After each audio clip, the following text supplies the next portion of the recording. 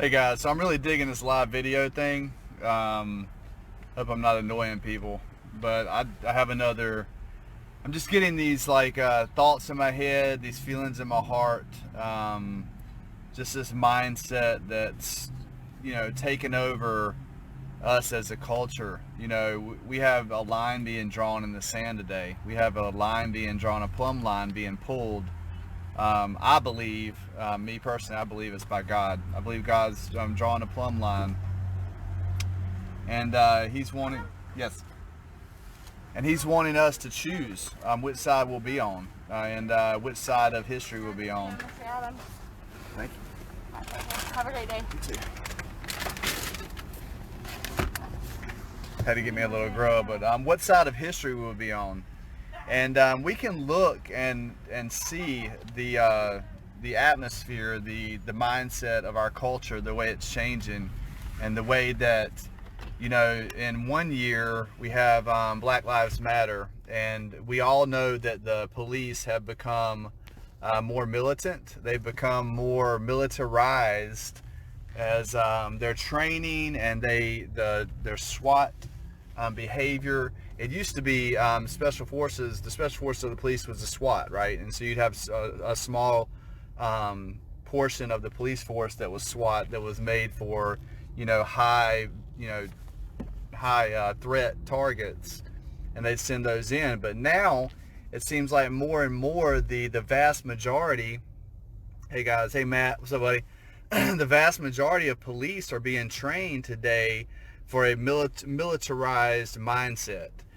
It's no longer, you no longer have the Andy Griffiths or the sheriffs who are about protecting and serving the people. It's more like they're tied into to this government mindset of control, and that they are there to be enforcers of the law only. And the protecting and serving portion of the police is kind of going out the window. The more we see, the more we kind of witness this evolution of the police force.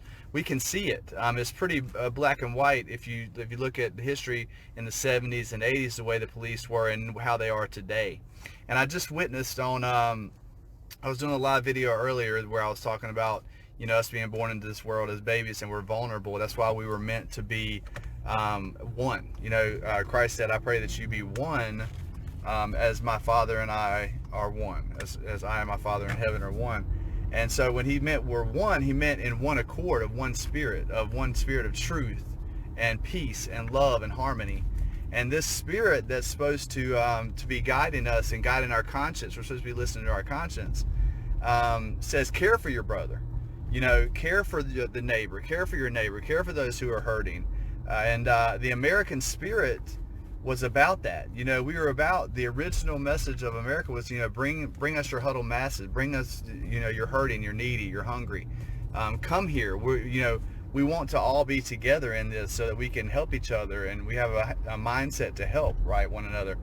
Well, what happened was, the whole thing's, as in this world, everything's corrupted, right? So the purity of things becomes corrupted, and we no longer have that love because of the increase of evil doing. Okay, so what we have to do is we have to reach a common understanding of what it means to be free. And so each person, when they're living their lives, they live their lives according to how they want to, right? And then we as Americans, and we as Christians, I'm a Christian, which I love Jesus, and I try to follow his lead and his guidance.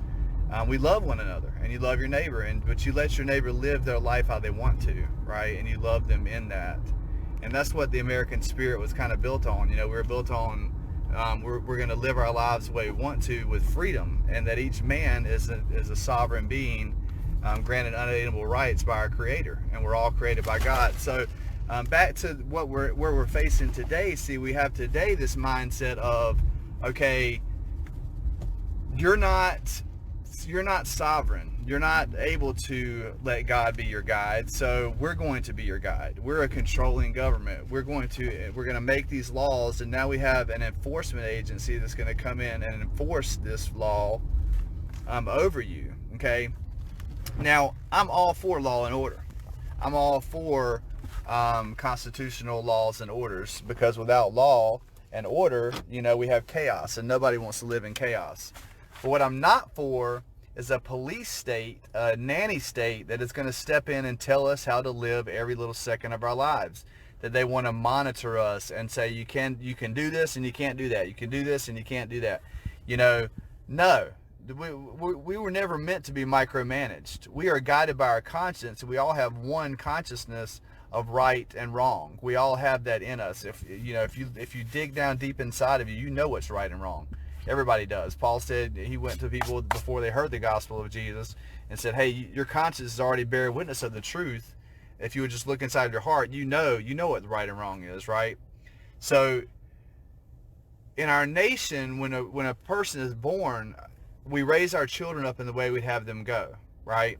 So if we're freedom loving, God fearing, you know, people who are standing up for liberty, and we have that passed down from generation to generation from our founding forefathers, then we're going to teach our kids that, and we're going to automatically live a life of wanting to push this idea of freedom and liberty and let each person live their lives how they want to, as long as they don't infringe upon other people's rights, right? So we want to have that. Well, today we're not having that. Today we have a condition where they have locked down our entire nation over a perceived threat of a virus, okay? And I'm all for trying to save lives, right? But we've been through many viruses, many hardships, many things that have cost many lives. But life is a cost, man. Life is dangerous. When you walk out your front door in the morning, life's dangerous. You know, we were never promised safety. We're promised freedom. Okay? You're free to live your life how you want to. If you want to be safe, be safe. If you don't want to be safe, don't be safe. If you want to go out in a hurricane, in the middle of the biggest hurricane this century, and go surfing, by God, it's your right. Get on that wave, man. Have a good time, right? As long as you're not hurting others. And that's how life was supposed to be. So we have right now in England protesters in the park protesting against the microchip, against the contact tracing, against the control factors they're wanting to place over society. And this is a new world order agenda, guys. And we're on the front line. We're on the front line of that fight. You see, the world is looking to America. Right now, the world is looking to the United States.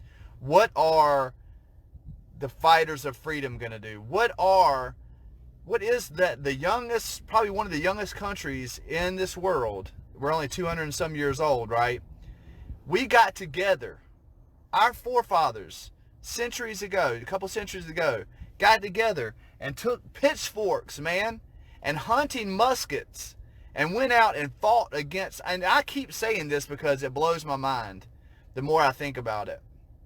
What kind of man would it take to be farming one minute, and you're going to take your musket and you're going to go and you're going to fight in a war against the greatest fighting force in the world, right? There had to be something in them. There had to be something in them. And one of my friends said to me, she said, where have all the men gone? Where have all the men gone? Have the men gone anywhere? Have men lost their courage? Have men lost their link to their Creator? Have we?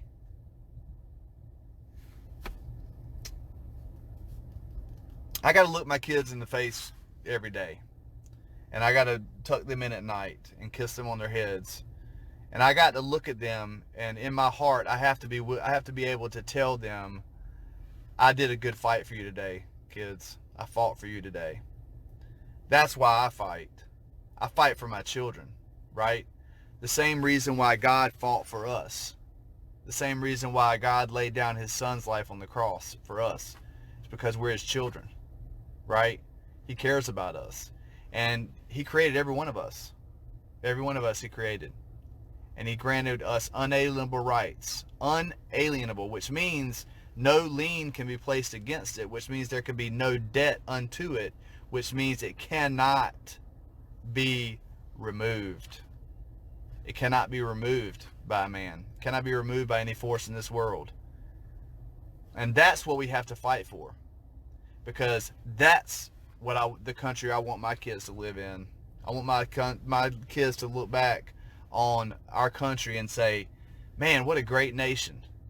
The whole world looked to them during that time where the New World Order tried to take over, and America said, no, we're taking up arms.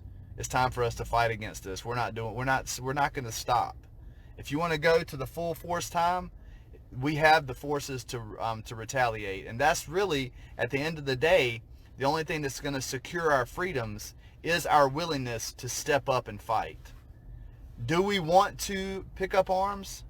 Do we want to kill anybody? Of course not. Nobody wants to take lives. We don't want to kill anybody. But are we willing to kill people? Are we willing to lay our lives down? We have to say yes. We have to say yes. Is that violence? Is that terrorism? No, it's not terrorism. I'm not trying to strike fear in the hearts of people by saying I'm going to kill you. I'm going to say, if you bring force, we're going to bring force. If you bring guns, we're going to bring guns. If you're armed with this, we're going to be armed with this. And that is why America has been free, and that's why we remain free, because we are willing to step up and fight against the forces of tyranny. We're willing to speak out against these insane edicts and these insane executive orders that were allowed to be passed. These things should have never even been allowed to be passed. It should have never even been allowed.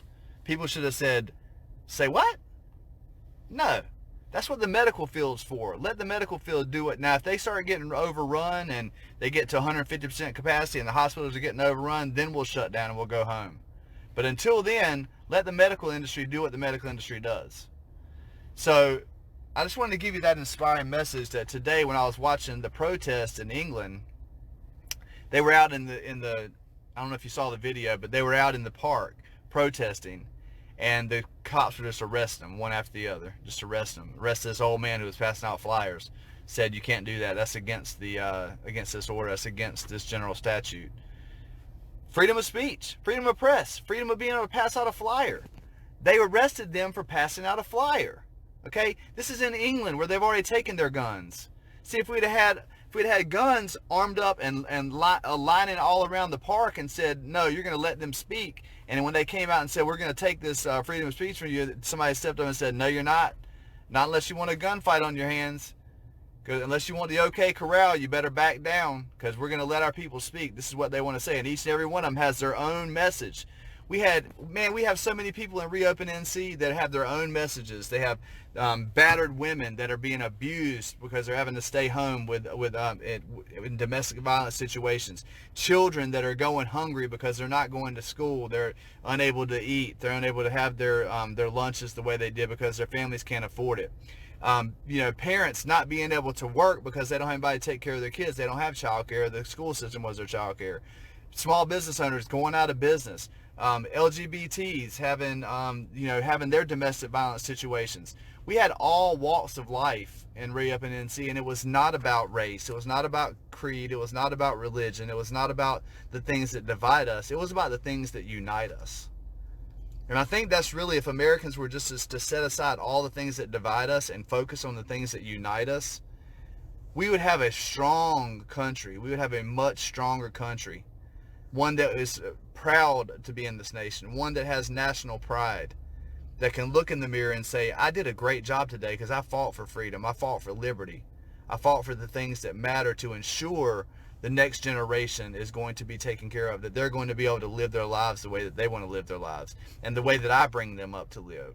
Each father, each mother looks at their children every night, and they raise their kids the way they would have them go, right? You teach their kids in the way you would have them to walk.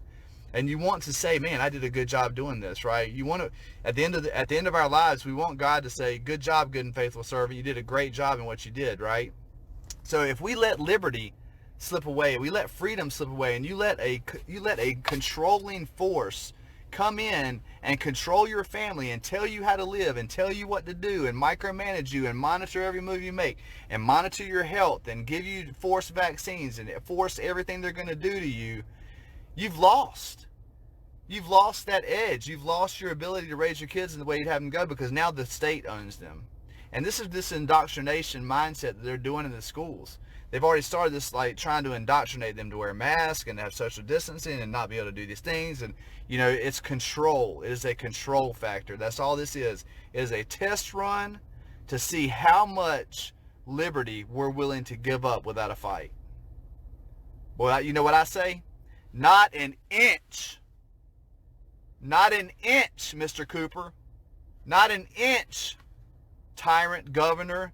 Not an inch, anyone who represents tyranny that wants to come into my house, come into my state, into my country, and say you're going to take liberty, you're going to take freedom from me and my neighbor and my brother. Not on my watch. I swore an oath in the United States Marine Corps to uphold the Constitution. Why? For myself? No. It was for you. It was for my brothers. It was for my sisters. It was for all the children, all the ones who love this country, that desire to represent a nation that is all about freedom and liberty. So I just want to tell you, I love all you guys, but it inspired me greatly that in England today, during this protest, this man was holding a sign up and was protesting. He goes, we have to follow our brothers and sisters, no, we have to follow our cousins in America and our American cousins and protest against tyranny, baby. So we are leading the charge in the fight against tyranny. So if in your heart you're feeling a calling today, you're feeling something that's pulling you, a tug, you're feeling that tug. It's like that moment where you hear truth and you know that you have to do something. You have to do something. You have to get out and fight for something. You got to get out and speak your mind. Get out and speak your mind. Get out and tell your neighbor. Talk about it. Talk about what it means to give up liberty. Talk about what tomorrow will look like if you let this freedom be stripped from you. Talk about these things and get ready. Ready yourselves. Ready yourselves and steady yourselves that the fight does come, that you'll be ready to unite with your brothers to stand against tyranny and to ensure the freedom of this great nation. God bless America, and God bless every one of you.